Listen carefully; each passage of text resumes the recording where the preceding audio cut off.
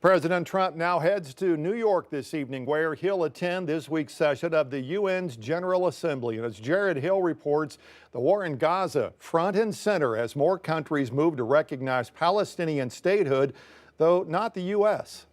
At the 80th UN General Assembly, France and Saudi Arabia are driving the charge to convene a conference on a two-state solution as Israel's war in Gaza rages on. The push to recognize a Palestinian state has become a central theme of this year's meetings. French President Emmanuel Macron says the plan would recognize a reformed Palestinian Authority, which currently controls the West Bank. Several Western countries have formally signed on, including the UK, Canada, Australia, and Portugal. We are acting to keep alive the possibility of peace. British Prime Minister Keir Starmer at the same time denounced Hamas and called for the terror group to release the hostages taken in its October 7th attack on Israel. Hamas is a brutal terror organization. Our call for a genuine two-state solution is the exact opposite of their hateful vision.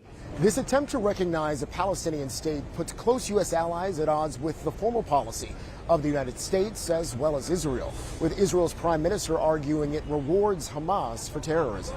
The people of Israel pray for peace. We want to have peace, but we want to know that we have a partner for that.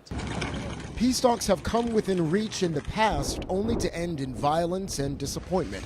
Hamas is formally committed to Israel's destruction, and Israel has vowed to continue its war in Gaza until Hamas is driven from power. There is no ceasefire deal on the horizon.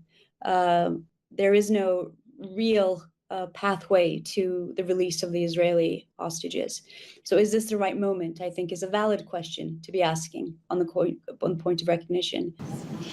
The U.S.'s longtime position is that it supports the goal of a Palestinian state, but not until the two sides negotiate the terms. Jared Hill, CBS News, New York. More than 140 other countries already recognize Palestinian statehood, but not all European nations are on board. Italy says it would be counterproductive at this point, and Germany says it could undermine a negotiated solution.